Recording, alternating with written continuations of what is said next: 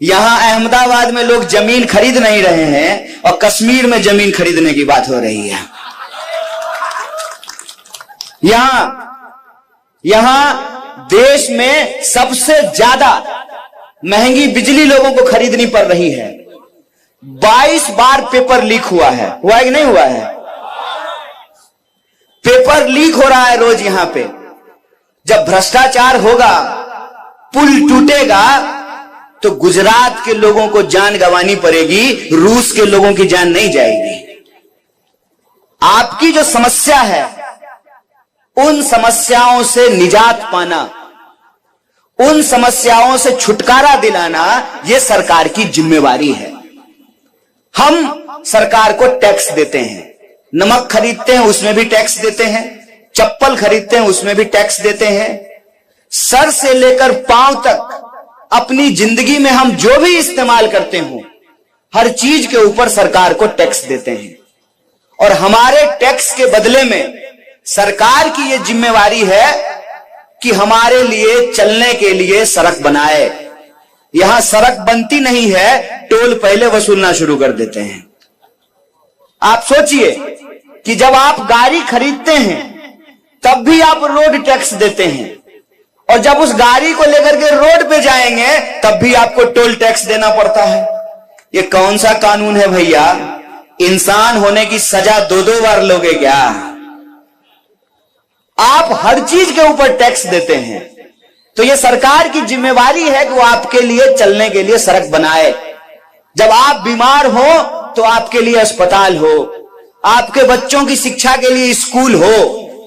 आपकी जिंदगी की जरूरतों को पूरा करना और आपको सुरक्षा देना, यह सरकार की जिम्मेवारी है। सरकार आजकल जिम्मेवारी नहीं उठाती है, चुनाव के वक्त लोगों को डराती है, डर की राजनीति करती है। चुनाव के वक्त लोगों को उनके पहचान के आधार पर लड़ाती है। चुनाव के वक्त जो लोगों के सवाल हैं, रोजी रोटी, कपड़ा, मकान, शिक्षा, स्वास्थ्य, सड़क, बिजली, पानी, इन चीजों को छोड़ करके दुनिया भर की बात करती है। हमको आपको इस बात पे विचार करना पड़ेगा कि वो कौन सी ऐसी ताकत है, वो कौन सी ऐसी शक्ति है जिसके चलते गृह मंत्री को कल्लोल में आकर के सभा करना पड़ता है। वो कौन सी ऐसी शक्ति है कि 5 साल में एक बार हमारे गांव में हेलीकॉप्टर दिख जाता है ऊपर से चलते हुए। वो ताकत है डॉक्टर बाबा साहब भीमराव अंबेडकर का दिया हुआ संविधान। और इस संविधान के चलते, इस संविधान ने आपको एक ताकत दी है कि हेलीकॉप्टर पर उड़ने वाला का भी वोट एक, अब पैदल चलने वाला का भी वोट, तिलक लगाने वाला का भी वोट, और टोपी पहनने वाला का भी वोट, महिला का वोट, पुरुष का वोट, फॉर्च्यूनर पे चलने वाले का, साइकिल पे चलने वाले का। ये अगर वोट का अधिकार नहीं होता ना, तो कोई भी आपके बीच नहीं आता। अगर राजा का बेटा राजा बनता रहता तो चुनाव नहीं होते। और चुनाव 5 साल में इसलिए होता है कि आप ये तय कर सकें कि सरकार 5 साल में क्या काम की है। और अगर सरकार ने काम नहीं किया है तो आप सरकार को बदल दें। रोटी को 5 मिनट क्या अम्मा तवा पे छोड़ देंगे तो क्या होगा? 27 साल से आप लोग रोटी छोड़ दिए हैं, पलट ही नहीं रहे हैं। और उसी का नतीजा है कि सत्ता का अहंकार पैदा हो गया है। वो ये भूल गए हैं कि लोकतंत्र में सरकार चुनने का अधिकार जनता को होता है। टीवी स्टूडियो में सरकार नहीं बनता है। टीवी स्टूडियो में सरकार बन रहा है। अगर टीवी स्टूडियो में ही सरकार बनना है तो फिर चुनाव क्यों होना है? क्यों चुनाव होता है? आप देखिए, बार बार आपके मोबाइल में एक मैसेज आ रहा है कि भाजपा जीत रही है। बार बार टीवी में यह दिखाया जा रहा है कि भाजपा जीत रही है। जब जीत ही रही है तब चुनाव क्यों हो रहा है? जानते हैं ये क्यों होता है? ये इसलिए होता है कि जब आप सुबह उठते हैं, मोबाइल खोलते हैं और उस पर एक प्रचार आए, ठंडा मतलब कोका कोला, फिर आप तैयार होते हैं, काम करने के लिए घर से बाहर निकलते हैं तो बड़ा सा बोर्ड लगा हुआ है, तेंदुलकर जी कह रहे हैं ठंडा मतलब कोका कोला।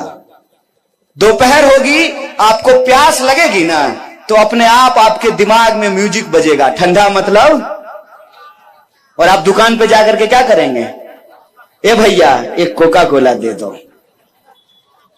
ये जो बार बार बार बार आपको प्रचार करके बताया जाता है ना, तो धीरे धीरे धीरे धीरे आपका दिमाग भी मान लेता है कि ठंडा मतलब अगर कोका कोला होता है तो हमारे पुरखे बेवकूफ थे कि लस्सी पीते थे? बताइए। जो बात हर बार दिखाई जाती है जरूरी नहीं कि वो बात सच हो जाए। दिखाया तो टीवी में यह भी जाता है कि फेयर एंड लवली लगाने से मुंह गोरा हो जाता है। कितने लोगों का हुआ है? एक आदमी हमको बता दीजिए जिसका फेयर एंड लवली लगाने से मुंह गोरा हो गया हो। अगर ऐसा है तो मेरे पास एक भैंस है, मैं उसको फेयर एंड लवली लगा देता हूं, देखते हैं वो गोरा हो जाता है। ये प्रचार है। मैं प्रचार की बात नहीं कर रहा हूं, और न मैं आपके बीच में प्रचार करने के लिए आया हूं। मैं आपके बीच में आपके वोट का जो अधिकार है ना, मैं प्रचार के नहीं आपके अधिकार की बात करने के लिए आया हूं। और यह अधिकार अगर हमारे पास नहीं होता ना, तो रास्ते में हमको मिले थे जय शाह के पप्पा, जा रहे थे सायरन बजाते हुए, वहीं वहीं करते हुए, तो वो मुझे जेल में डाल देते। पता है उनके आंख में आंख डाल करके सवाल क्यों पूछते हैं?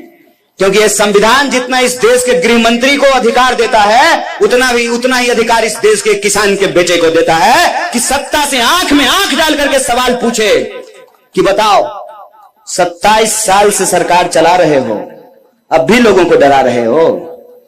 2022 में चुनाव हो रहा है, 2002 का गाना क्यों बजा रहे हो? क्यों 2002 का गाना बजा रहे हो? इसलिए बजा रहे हो ना, 2022 में 2002 का गाना इसलिए बजाया जा रहा है ताकि कोरोना की बात भूल जाए। ये गाना इसलिए बज रहा है ताकि कोरोना की बात नहीं हो, ताकि लोग ये सवाल नहीं पूछें कि कोरोना में गुजरात के अंदर 4 लाख लोगों को अपनी जान गंवानी पड़ी, कौन है इसके लिए जिम्मेवार? आपको हम टैक्स दे रहे हैं ना, हर चीज पे टैक्स दे रहे हैं। आपको हम टैक्स दे रहे हैं तो हमको ऑक्सीजन का सिलेंडर क्यों नहीं मिल रहा है? अहमदाबाद के सिविल अस्पताल में जब लोग तड़प रहे थे तो उनको ऑक्सीजन का सिलेंडर क्यों नहीं मिल रहा था? रोगियों के लिए एम्बुलेंस क्यों नहीं मिल रहा था? और जिनकी दर्दनाक मौतें हुई उनको कब्रिस्तान और शमशान में जगह क्यों नहीं मिल रहा था? कौन लेगा इसकी जिम्मेवारी? कोई तो होगा इसके लिए जिम्मेवार, और उसकी जिम्मेवारी नहीं तय की जा सके, इसीलिए क्या किया गया है? नई बोतल में पुराना शराब परोसा गया है। एक सवाल आप हमको पूछ करके बताइएगा, अपने मन में भी सोचिएगा कि 3 मुख्यमंत्री बदल दिए गए। साहब, मुख्यमंत्री ऐसे बदलते हैं जैसे लोग शर्ट बदलता है। यह प्रश्न पूछा जाना चाहिए ना कि आनंदीबेन पटेल अच्छी मुख्यमंत्री थी कि नहीं? किसी भी भाजपा के कार्यकर्ता को बुला करके पूछिएगा, आएगा ना वोट मांगने के लिए, कहिएगा ए भाई इधर आ जाओ, बैठो, चाय पियो, आओ हम भी चाय पर चर्चा करते हैं। बताओ कि आनंदीबेन पटेल को मुख्यमंत्री पद से क्यों हटा दिया? खराब थी, अच्छा काम नहीं कर रही थी। अगर अच्छा काम नहीं कर रही थी तो राज्यपाल क्यों बना दिए? क्यों बनाया राज्यपाल? और अच्छा काम कर रही थी तो हटा क्यों दिए? रूपानी जी को मुख्यमंत्री क्यों बनाए? अगर अच्छा काम कर रहे थे तो हटाया क्यों? और अगर बुरा काम कर रहे थे तो पार्टी से निकाला क्यों नहीं? सिर्फ एमएलए का टिकट क्यों काटा? पार्टी से बाहर कर देते। एक आए हैं भोपा भाई। भोपा भाई को मैं एक दिन प्रधानमंत्री के कार के पीछे दौड़ते हुए देखा और एसपीजी वाला उनको साइड कर रहा था। अहमदाबाद जब मैं आया तो मैं भाजपा का पोस्टर देख रहा था, पोस्टर में भी उनको साइड कर दिया गया है। आप बताइए गुजरात के मुख्यमंत्री का क्या नाम है? याद है ना कि भूल गए? नरेंद्र मोदी देश के प्रधानमंत्री हैं, गुजरात के मुख्यमंत्री नहीं हैं। गुजरात के मुख्यमंत्री का नाम है भूपेंद्र पटेल। ये अदला बदली क्यों हो रहा है? ये अदला बदली इसलिए हो रहा है ना कि आप तय ही नहीं कर सकें कि गुजरात में जो भ्रष्टाचार पैदा हुआ है, जिसके चलते मोरबी की दर्दनाक हादसा हुई है, 22 बार पेपर लीक हुए हैं, किसानों को आत्महत्या करनी पड़ रही है, 45 साल में सबसे ज्यादा बेरोजगारी है, जीएसटी और नोटबंदी के चलते छोटे व्यापारियों को नुकसान हुआ है, इसकी जिम्मेवारी न तय की जा सके। इसीलिए अदला बदली हो रही है ताकि यह झूठ बोला जा सके। हर मंच में जाकर के जैसा का पप्पा बोल रहा है कि तुमको जो है मंत्री बना देंगे। अरे भाई कितना मंत्री बना दोगे? अव्वल तो सरकार आएगी तब ना मंत्री बनाओगे, बिना सरकार आए मंत्री बना दोगे। गुजरात की सरकार बीसीसीआई थोड़ी है कि अपने बेटा को सेक्रेटरी बना दोगे। जनता वोट देगी तब ना, बहुमत आएगा तब ना, सरकार बनेगी तब ना। हर एमएलए को जाकर के, अभी वो एमएलए हुआ भी नहीं है, मंच में जाके कह रहे हैं कि इसको वोट दीजिए तो हम इसको जो है मंत्री बना देंगे। अरे भाई ये बताओ ना कि घड़ी बनाने वाली कंपनी को पुल बनाने का ठेका क्यों दिया? ये बताओ, ये बताओ कि प्रश्न पत्र लीक कैसे हो रहा है? ये बताओ कि किसानों को उनके फसल का दाम क्यों नहीं मिल रहा है? ये बताओ कि यहां पे कुपोषण क्यों है? ये बताओ कि नौजवानों को रोजगार क्यों नहीं मिल रहा है? अव्वल तो ये बताओ कि 400 का सिलेंडर 1000 रुपए में क्यों बिक रहा है? प्रधानमंत्री का एक भाषण सुन रहे थे। प्रधानमंत्री जी को हम बहुत प्यार करते हैं, आपको मालूम है कि नहीं? I love him. नहीं, सीरियसली बोल रहे हैं। पता है क्यों? क्योंकि ये इस इंसान के चलते संभव हो पाया है, डॉक्टर बाबा साहब भीमराव अंबेडकर के चलते। अगर इस देश में ऐसा संविधान नहीं होता ना, अगर पंडित जवाहरलाल नेहरू नहीं होते, अगर महात्मा गांधी नहीं होते, अगर सरदार पटेल नहीं होते, तो नरेंद्र मोदी भी चाय बेचने वाले इस देश के प्रधानमंत्री नहीं होते। तो एक बार वो भाषण दे रहे थे, उन्होंने कहा कि मैं 2-3 किलो गाली खाता हूं। महाराज साहेब, आप तो गाली खा लेते हैं, आप बताइए कि हम थाली कैसे खाएं? हमारे थाली में कैसे 200 रुपए नींबू खरीद करके हम खाएं? कैसे 250 रुपए किलो दाल खरीद के खाएं? कैसे 250 रुपए किलो तेल खरीद के खाएं? इस सवाल का जवाब हमको दे दीजिए। और हम ये समझना चाहते हैं कि आपके इस कथन का क्या मतलब था कि ना खाऊंगा ना खाने दूंगा। आप तो गाली खा रहे हैं, हमको थाली नहीं खाने दे रहे हैं। यही जब चर्चा हो रही थी तो भाजपा का मेरा एक दोस्त बोला, देखो छोटी छोटी बातें मत करो, छोटा बात मत बोलो।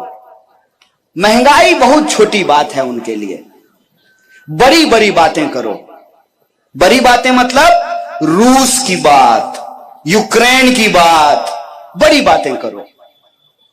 हम बोले बड़ी बातें कर तो लेंगे, लेकिन उससे हमारे जीवन पे असर क्या पड़ेगा ये बताओ। उन्होंने कहा कि कुछ मत कहो, प्रधानमंत्री जी यूक्रेन का युद्ध बंद कराने में बिजी हैं। हम बोले प्रधानमंत्री जी यूक्रेन का युद्ध बंद करा रहे हैं, 1000 रुपए सिलेंडर के चलते हमारा चूल्हा बंद हो रहा है। आप तय कर लीजिए। मैंने आपको पहले ही कह दिया मेरी ये हैसियत नहीं है कि मैं आपको समझाऊं। अरे हमारी हालत तो खुद ही खराब है। बिहार यूपी से आकर के यहां अहमदाबाद में रोजगार लेते हैं, तो हम आपको क्या कहेंगे। लेकिन आप सोचिए, आपके ही नाम पर, गुजरात के नाम पर, जहां पर महान मोहनदास करमचंद गांधी पैदा हुए, सरदार वल्लभ भाई पटेल पैदा हुए, एक से एक संत और महात्मा पैदा हुए, उस महान भूमि के नाम पर जो धोखा हुआ है ना साहब, उस धोखा का जवाब अगर कोई दे सकता है तो गुजरात की जनता दे सकती है।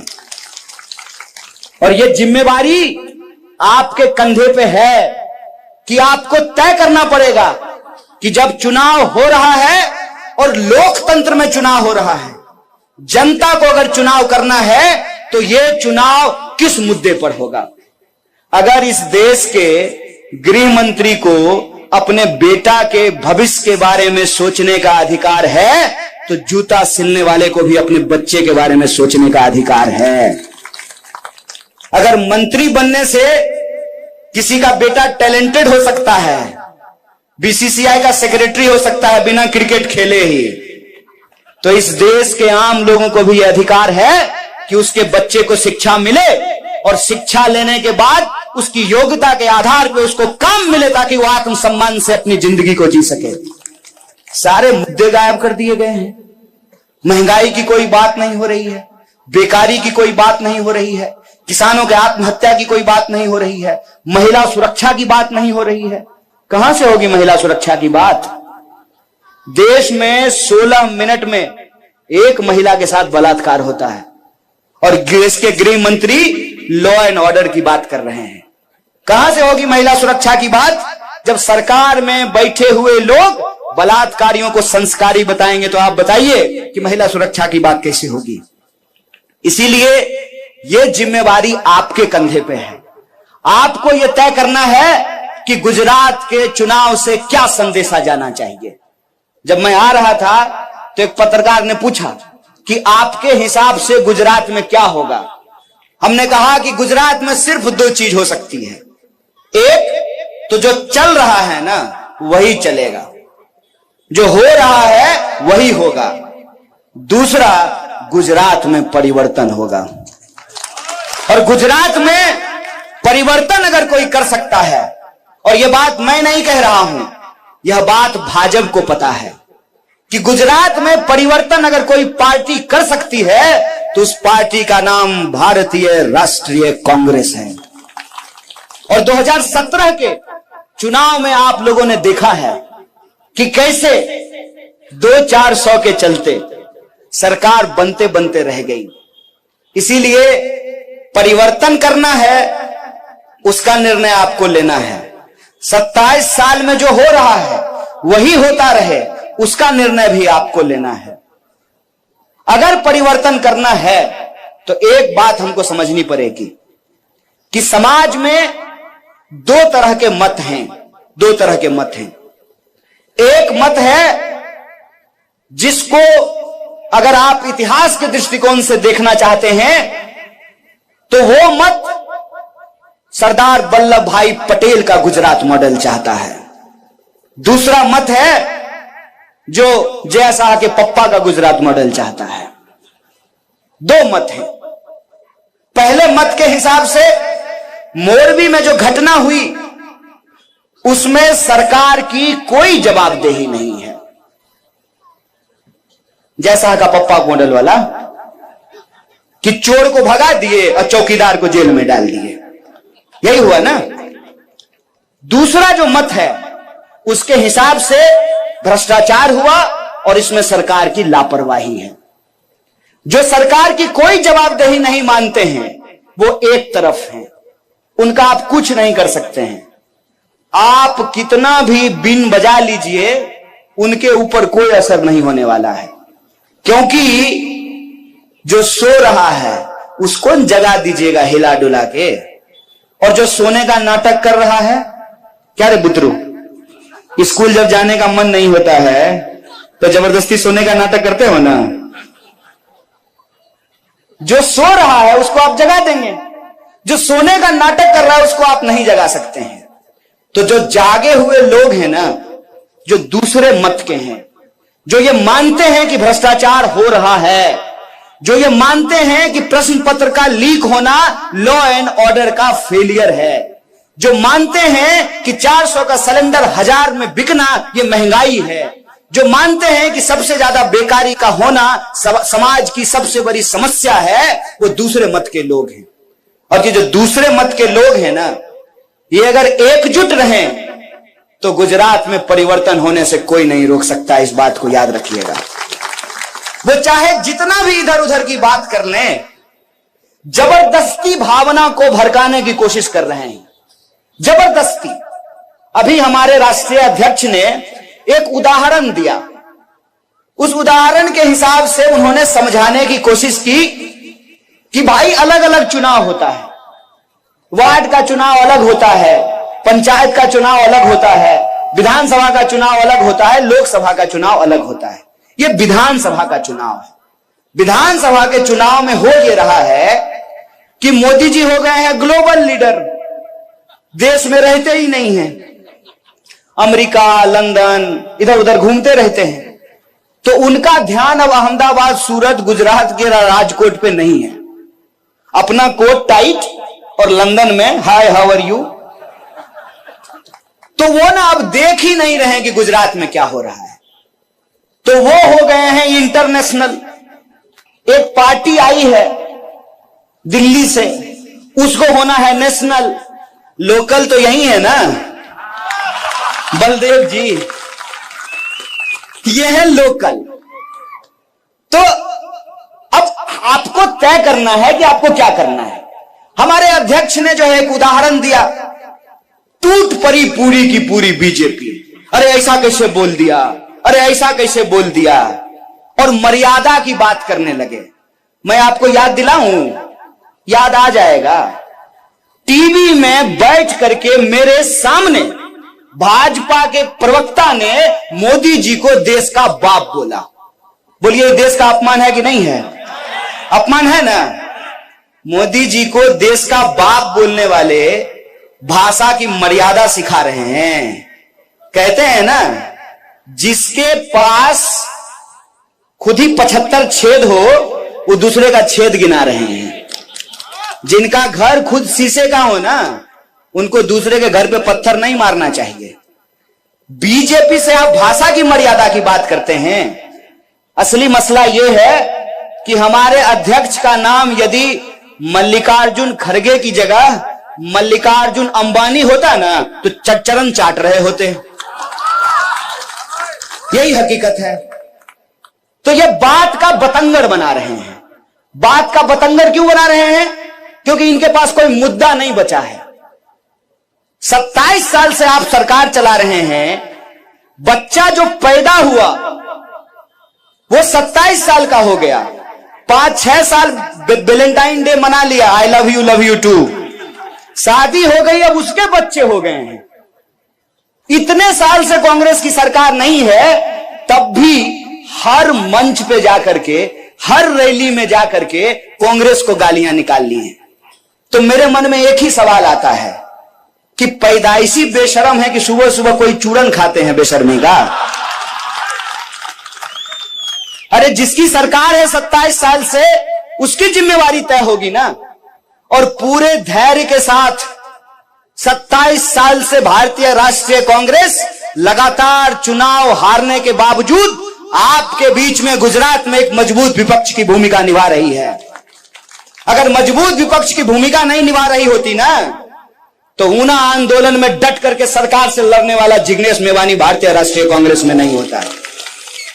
कोई भी जो लड़ने वाला है, संघर्ष करने वाला है, जो सत्ता के सामने दलाली नहीं करता है, लोभ नहीं करता है, बिकता नहीं है, वो आज राहुल गांधी के नेतृत्व में भारत को बचाने की लड़ाई लड़ रहा है। इसीलिए यह बात भाजपा को पता है कि अगर उसको कोई हरा सकती है तो भारतीय राष्ट्रीय कांग्रेस हरा सकती है।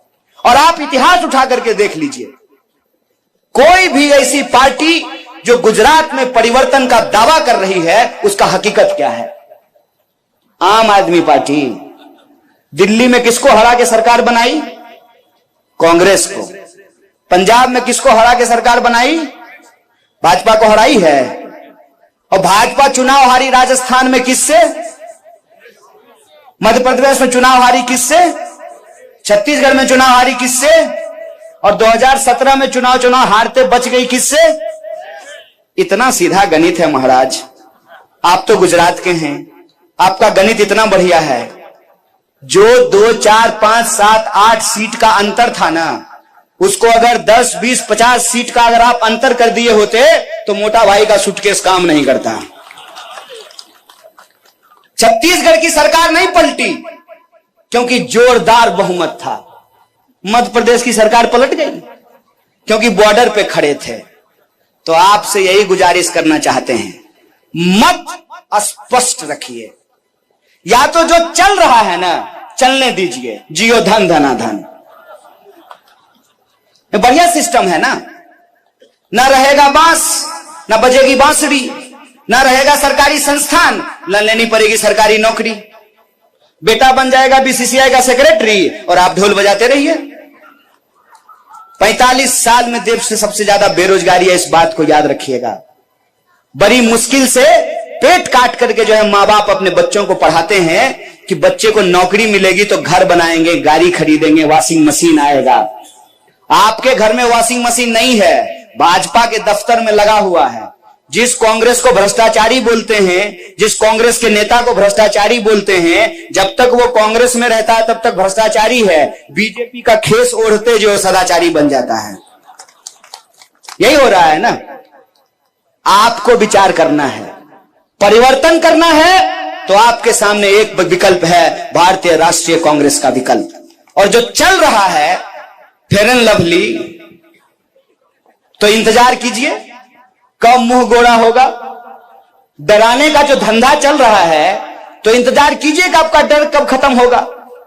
अरे गुजरात में सरकार बना दिए, वार्डर बना दिए, एमपी बना दिए, मुख्यमंत्री बना दिए, प्रधानमंत्री बना दिए, अब क्या कीजिएगा?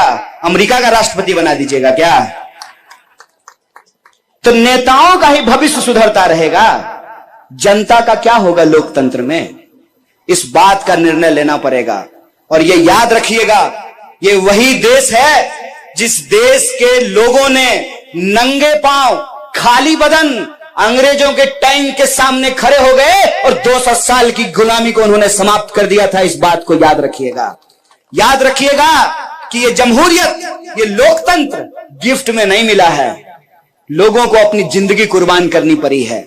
और जो लोग सत्ता का अहंकार में बैठ करके उनको लगता है कि हम परिवर्तन नहीं होने देंगे, अगर उसको कोई सबक सिखा सकता है, उनको कोई याद दिला सकता है कि जनता लोगों को कुर्सी पे बिठाती है और जब जनता चाहेगी तो कान पकड़ करके कुर्सी से नीचे भी उतार देगी। यह काम आपके हाथ में है।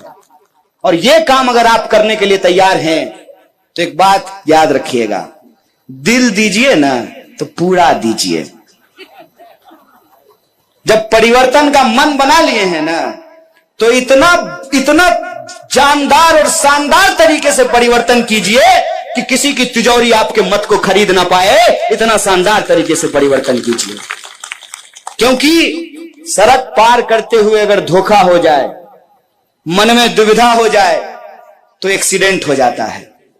जब वोट देने के लिए जाइएगा अपने सवाल पर, तो याद रखिएगा, जैसे एक एक ईंट जोड़ने से घर बनता है, एक एक कदम चलने से मंजिल मिलती है, उसी तरीके से एक एक विधायक को जिताने से बहुमत मिलता है। इस बात को याद रखिएगा। और जब ये परिवर्तन का बहुमत आप देंगे तो मैं आपसे नेता की तरह नहीं, मैं फिर कह रहा हूं, आपके बच्चे की तरह, एक साधारण कार्यकर्ता होने के नाते, भारतीय राष्ट्रीय कांग्रेस का एक सिपाही होने के नाते, मैं आपसे ये जरूर प्रॉमिस करता हूं, ये वचन देता हूं कि जो 8 वचन भारतीय राष्ट्रीय कांग्रेस ने लिया है उसको हम पूरा करेंगे। 300 यूनिट बिजली फ्री मिलेगी, जो लोग कॉन्ट्रैक्ट पे काम कर रहे हैं उनको परमानेंट नौकरी मिलेगी, पुराना पेंशन बहाल करेंगे, किसानों को मुआवजा मिलेगा, जिन लोगों को जान गंवानी पड़ी है उनको मुआवजा मिलेगा, और जो खतरनाक बीमारी से जूझ रहे हैं उनका मुफ्त इलाज करेगा। जो रोजी रोटी, कपड़ा, मकान, शिक्षा, स्वास्थ्य, बिजली, पानी का सवाल है, उसको राजनीति के केंद्र में लाएंगे, नफरत को हराएंगे, मोहब्बत को जिताएंगे। इसी आशा और विश्वास के साथ कि आप निर्णय लेंगे और गुजरात में परिवर्तन होगा। देश ही नहीं, पूरी दुनिया देख रही है कि सरदार की धरती और गांधी की धरती से एक मोहब्बत का संदेशा आने वाला है। इसी आशा और उम्मीद के साथ एक बार फिर से आप तमाम लोगों का, जिन लोगों तक हमारी आवाज पहुंच रही है, आपको बहुत बहुत धन्यवाद, शुक्रिया। इनकलाब जिंदाबाद। जय हिंद, जय गुजरात।